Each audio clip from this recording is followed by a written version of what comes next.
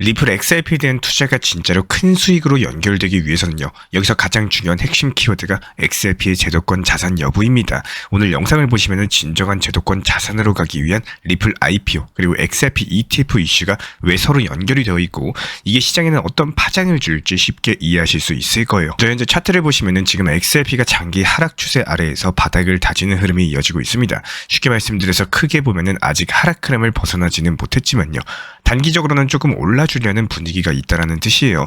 조금 더 구체적으로 설명을 드리자면은 먼저 장기 추세부터 봤을 때 파란색으로 표시된 하락 추세선 아래에서 가격이 움직이고 있어서 아직까지는 엄청나게 큰 상승으로 전환됐다, 이렇게 보기는 이르다라고 판단이 됩니다. 다만 단기적으로 봤을 때 2,950원부터 3,100원 사이, 여기서 가격 자체가 단단하게 다지면서 바닥 구간을 만드는 모습이 보여지고 있어요. 여기서 중요한 게 20일 이동평균선인데 3,059원 정도에서 현재 가격 자체가 이 부근에서 저항을 받고 있습니다. 쉽게 말씀드려서 이 이평선만 뚫으면요, 조금 더 편하게 올라갈 수 있을 것이다, 기대해 볼 만한 구간이라는 거고, RSI 지표도 중립 수준인 47 정도고, 한마디로 과열 구간도 아니고 너무 바닥도 아닌 상태이기 때문에 적당하게 매수세가 붙을 만한 타이밍, 단기적인 반등 가능성도 있고 추세가 강력하게 뒤집힌다라는 신호는 아니라는 뜻입니다. MACD 지표도 역시 마찬가지예요. 약한 골든 크로스가 만들어져 있기 때문에 짧게 보면은 반등 가능성이 더 높은 상황, 이렇게 해석이 가능합니다.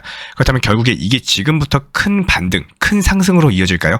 이렇게 물어보신다면 아직까지 확신하기에는 이르다, 이렇게 볼 수 있겠지만요, 단타로서 짧게 노려볼 수 있는 흐름은 만들어져 있다라는 거예요. 그래서 만약에 짧은 기간 정도 목표로 하신다면은 3,030원에서 3,050원 구간을 진입 위치로서 목표 가격은 3,190원 정도 설정을 해볼 수가 있겠습니다.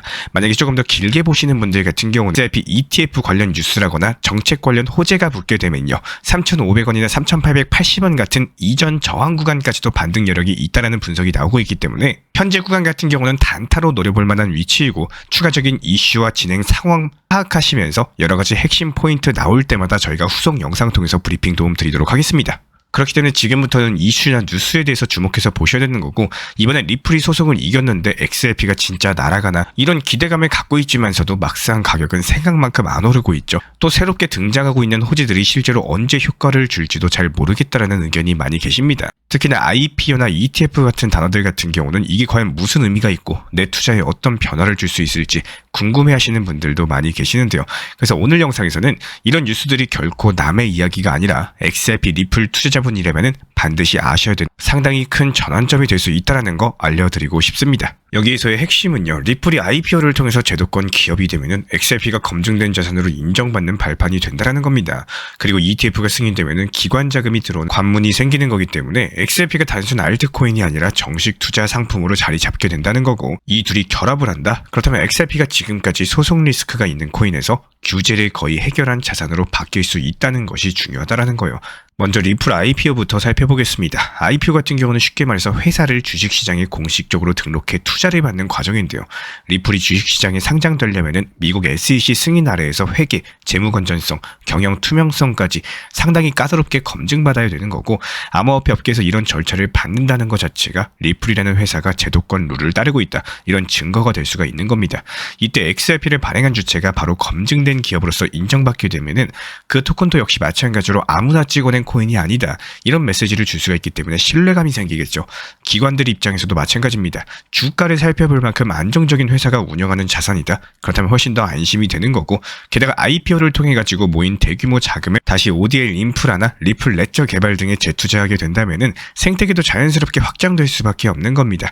그동안 리플은요, XRP를 팔아서 운영비를 마련한다라는 비판을 받아왔었지만요, 이제는 주식 발행으로 자금을 조달하면서 XRP를 키우는 쪽에 돈을 쓰게 되는 구조적인 변화가 생길 수가 있습니다. 게다가 IPO 같은 경우는 미국 SEC랑 소송 자체가 사실상 마무리됐다는 시그널이기도 하겠죠. 소송 불확실성이 해소가 되면은 XRP가 증권이 아니라는 사실이 공식 확인되는 셈이기 때문에 이 부분들이 암호화폐 시장 전반에 영향을 줄 수가 있습니다. 왜냐하면 기관들이 가장 꺼려하는 게 규제가 언제 어떻게 터질지 모른다, 이런 불안감이기 때문인 거고, 규제 리스크가 해소가 되면은 대형 펀드라거나 금융기관들 자체도 이제 XRP를 투자 포트폴리오에 넣어볼 만하다, 이렇게 판단하기가 쉬워지겠죠. 그렇다면 이제 ETF 이야기를 해볼까요? 암호화폐 시장에서 현물 ETF가 승인되면요, 기관 투자자들이 코인에 투자하기가 훨씬 더 편해집니다. 주식시장에서 ETF를 사는 것처럼 암호화폐도 안정적으로 매수 매도할 수가 있기 때문에 미국 SEC가 ETF를 승인하고자 한다면은 기본적으로 자산 유동성, 시장 조작 방지, 거래소 투명성 같은 요소가 충족되어야 되는 거고, 그런데 XRP가 이미 마켓뎁스가 상위권이고 여러 가지 회사들이 XRP ETF를 신청했다는 점이 눈길을 끌고 있는 상황이기 때문에 소송 자체가 마무리 단계라 법적 부담도 상대적으로 적어졌습니다. ETF가 현실화되면 발생할 수 있는 효과는 크게 두 가지로 볼 수가 있고요. 첫 번째로 기관 자금이 공식 루트로 들어오면서 수요가 늘어나겠죠. 이런 것들로 인해서 장기적으로 가격이 탄탄해질 가능성이 높습니다. 마치 비트코인이 비트코인 현물 ETF 승인되면서 5천만 원에서 1억 6천만 원까지 3배가 넘게 상승을 했던 것처럼 리플 XRP도 역시 비슷한 구조로 가게 될 거라는 거예요. 그리고 두 번째, XRP는 미국 SEC가 공식적으로 문제 삼지 않는 자산이라는 인식이 퍼지겠죠. 이는 히트성 뉴스가 아니라요, 앞으로도 제도권 금융기관들이 XRP를 편하게 다룰 수 있는 근거가 마련이 된다는 뜻입니다. 사람들이 가장 많이 묻는 질문 중에 하나가 이제 솔라나나 다른 코인들에 밀리는 걸까? 사실상 무엇이 더 뛰어나다, 이렇게 단순하게 비교하기는 어렵습니다. 다만 XRP 리플 같은 경우는 글로벌 결제랑 ISO 20022 표준, OD, CBDC 연동 테스트, 여러가지 다양한 분야에서 이미 실증 사례를 만들어 가고 있는 상황이고, 여기에 규제 리스크마저도 거의 거치게 된다. 그렇다면 자연스럽게 정책 기반 자산의 이미지를 확고히 할 수가 있다는 거예요. 그렇다면 리플 XRP 투자자 입장에서 지금 이 뉴스를 어떻게 받아들여야 되는 건가? 시장에서는 이런 식으로 말을 합니다. 가격 급등을 기대하기 전에 무엇이 바탕이 돼서 그 오름이 시작되는지 보라. 지금 XRP IPO나 ETF 이슈 같은 경우는 바로 제도권에서 공식 인정받는 구조를 만드는 토대이기 때문에, 그래서 이런 이벤트가 단순한 펌핑 재료가 아니라요, 오히려 이제는 XRP가 얼마까지 올라가도 이상하지 않다라는 합리적 명분을 심어주는 과정이 된다는 말이 나오고 있습니다. 그렇기 때문에 여기서 중요한 점은 리플 주식과 XRP 토큰이 서로 다르다는 사실인 거고, IPO가 진행이 된다라고 해서 XRP 보유자한테 자동으로 주식이 주어지는 건 아니고요. 리플 주식을 사도 XRP를 갖게 되는 건 아닙니다.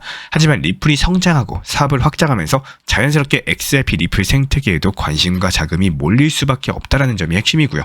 리플 IPO, XRP ETF 이슈 자체가 각각 다른 것 같아 보이지만 결국에 XRP가 제도권에서 인정받는 자산이 될 수가 있느냐, 이 한 가지 흐름으로 귀결된다라는 거. 리플이 IPO로 회사를 투명하게 공개하고 소송 리스크를 털어내는 동시에 XRP ETF로서 기관 투자 자금을 끌어들일 수가 있다면은 암호화폐 시장에서는 이전과 전혀 다른 양상을 볼 수가 있을 겁니다.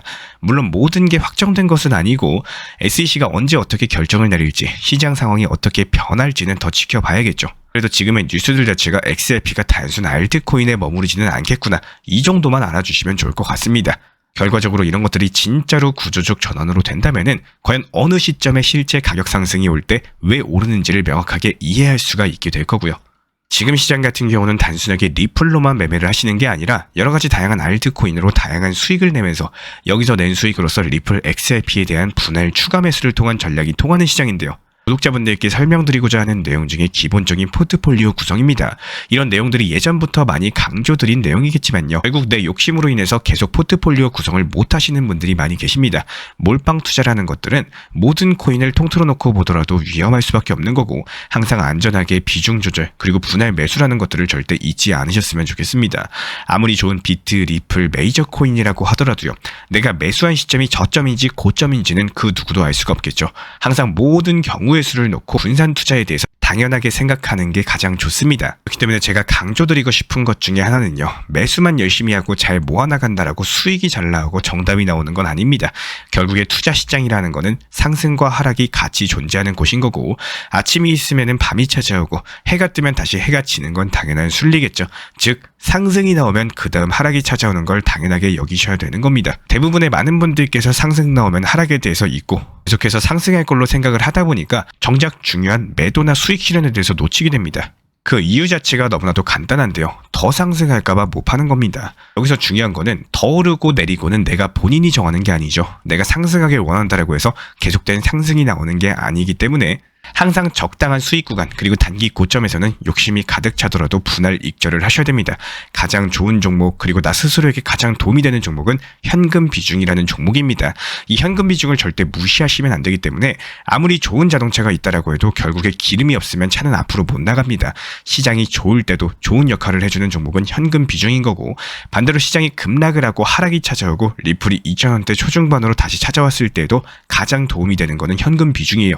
절대로 오늘만 사는, 지금 못 사면은 결국에 매수 못한다라는 생각으로서 몰빵 투자 매매를 하면요, 결국에 돌아서면 후에 아쉬움만 남습니다. 이럴 때 현금 비중 좀 있으면 좋을 텐데 이런 생각은 딱 한 번만 하시고, 아직 경험을 못 해보신 분들이라면 제가 지금부터 설명드리는 내용 반드시 기억하시길 바라겠습니다.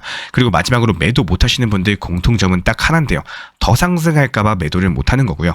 그 하나의 생각 때문에 결국에 그때 팔 걸, 그때 내가 팔려고 했는데 이런 지나고 나서 후회해봤자 의미가 없다라는 거예요. 분명히 지금 영상 보시는 구독자분들 매도할 걸 아쉬운 생각이 드시는 분들 상당히 많이 계실 겁니다.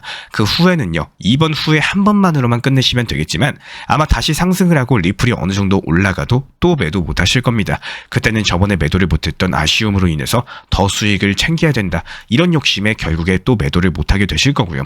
계속 수익 실현할 수 있는 기회, 최고의 종목은 현금 비중을 챙길 수 있는 기회, 이런 것들을 지속적으로 놓칠 바에야 적당한 단기 고점의 일부 비중을 미리미리 목표가에 걸어두시는 게 좋습니다. 요즘 시장 어떻죠? 우리가 잠을 자고 있는 새벽 시간에 움직임이 가장 많이 나오는 시장입니다. 눈 뜨고 24시간 대기할 게 아니시라면은 적당한 단기 고점에는 미리 매도를 하시고, 그리고 리플이 순간적인 악재로 단기 저점을 찍을 수 있는 구간에는요, 현금 비중을 활용해서 추가 매수 타점을 잘 활용하시기를 바라겠습니다. 어차피 이렇게 제가 아무리 말씀드려도 이 비중 조절 원칙 매매 하실 분들만 하시고 안 하실 분들 안 한다는 거 저도 알고 있습니다. 그래도 우리 구독자분들이시라면은 좋은 매매 습관 잘 챙겨나가시기를 진심으로 응원 도움 드리겠습니다. 오늘 영상 조금이라도 도움 되셨다면은 구독과 좋아요만 부탁을 드리고요. 댓글로 질문 남겨주시면은 다음 영상에서 조금 더 자세하게 다뤄보도록 하겠습니다. 요즘에 코인 시장은 너무 들쭉날쭉해가지고 언제 들어가야 될지 도무지 감이 안 잡힌다라고 말씀하시는 분들이 많이 계시는데요. 아침에 잠깐 보니까 오르고 있어서 따라 샀는데 오후에 갑작스럽게 떨어져가지고 손해보고 또 무서워서 안 샀더니 그 다음날엔 다시 올라가는 이런 일들이 반복되기 때문에 이런 흐름들은 사실상 단순한 우연은 아닙니다. 매일매일 시장을 보면은 반복되는 시간대가 있고요, 반복되는 패턴이 있고, 이런 것들을 먼저 아는 사람들은 조용히 들어갔다가 반대갈 때 미리 나오는 전략을 취하셔야 되는 거고요. 결국에 아시는 분들만 수익 보고 모르면은 당할 수밖에 없는 이런 시장 패턴을 보여주고 있습니다. 예를 들어가지고 요즘 시장 같은 경우에는 미국장이 마감된 직후에 오전 6시부터 8시 사이, 이 시간대에는 가격 자체가 잠잠해지고요, 고리들이 매수세가 들어오는 경우가 많습니다. 그리고 오후 4시부터 6시 사이에는 미국장 열리기 직전에 잠깐 눌림목이 나오는 구간이 있어요. 그렇기 때문에 이때 미리 들어가면은 미국장 열리고 나서 밤 11시 이후부터 펌핑 타이밍에 수익을 챙길 수 있는 구조가 만들어지게 됩니다. 하지만 이런 패턴들이 무조건적인 것은 아니고 그날그날의 시장 타이밍에 따라서 달라진다는 점, 그렇기 때문에 중요한 거는 지금 하락했을 때 매수를 해도 되는 건지 상승했을 때 매도를 해야 되는 건지 이 타이밍을 분석하는 것이 상당히 중요하고요. 단순하게 이 코인 사세요 이렇게 말씀드리는 게 아니라 오늘은 기다릴 때다, 지금은 소량만 들어가자, 지금 반등 나오면 본격적으로 진입이다, 이런 식으로 그날 시장 분위기에 맞는 전략을 쉽게 알려드리고 있습니다. 시장은 항상 같은 방향으로 움직이지 않기 때문에 단순하게 감에 의존하는 투자보다는요, 데이터 바탕으로서 한 전략들이 훨씬 더 유리할 수밖에 없고, 지금 이 순간에도 어떤 코인을 사야 되나 고민 중이시라면은 혼자서 끙끙 앓지 마시고 함께 흐름 읽고 타이밍을 정확히 잡는 투자 시작해 보셔도 좋을 것 같습니다. 저희 채널 차원에서 실시간 커뮤니티 방을 운영 중에 있기 때문에 현재 보이시는 번호로서 문자 신청 주시면 입장 도움 드리도록 하겠습니다.